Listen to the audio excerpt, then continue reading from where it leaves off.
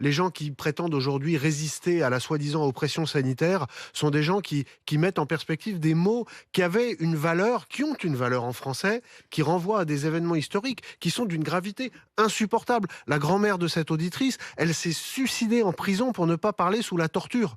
Alors que les gens qui sont contre le pass, ils veulent pouvoir continuer à aller faire la fête en risquant de contaminer les autres. Alors Pardon, cela dit, il y a certains antipasses qui ne se reconnaissent pas dans ce geste. Sabine nous appelle au 32-16. Sabine, vous êtes à Montpellier, vous nous appelez, vous-même vous êtes plutôt antipasse, mais votre réaction justement à cet acte de dégradation?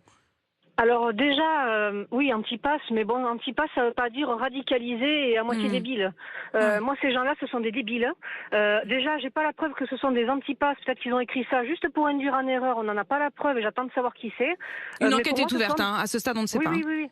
Mais pour moi, ce sont des débiles. Il faut être complètement débile. Quand on vit des choses comme cette dame, ou même comme mon grand-père qui a failli être fusillé parce qu'il a mis des balles à blanc pour pas exécuter un peloton, je trouve ça débile. Donc à mon avis, j'espère qu'ils prendront cher parce qu'on peut être antipasse, mais il faut quand même pas aller trop loin. Est-ce que vous redoutez pas, Sabine, que toujours, en fait, on a quand même l'impression un peu que ces derniers mois, ces dernières années, les plus radicaux dans tout mouvement de révolte aujourd'hui prennent le pas et prennent la lumière?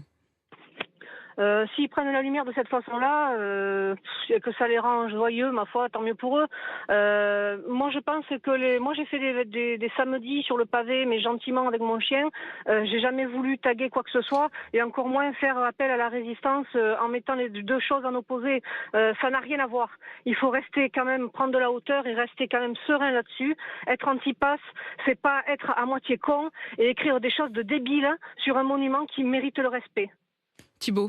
Je pense que au-delà de ce que dit votre auditrice, Sabine qui vous écoute. Il y a, ok, bon, elle est contre le pass sanitaire, c'est pas le débat du matin, mais par contre, elle rappelle qu'il y a un droit de manifester quand on n'est pas d'accord en France et qu'il y a un droit et qu'il faut absolument protéger et qui est éminemment respectable. Je pense qu'il y a une radicalisation dans le débat public qui est inquiétante avec une violence des mots, violence des symboles, mais aussi une violence physique qui est croissante et qui est pas très loin là. On n'est pas loin du trait d'union entre la violence des mots et la violence physique.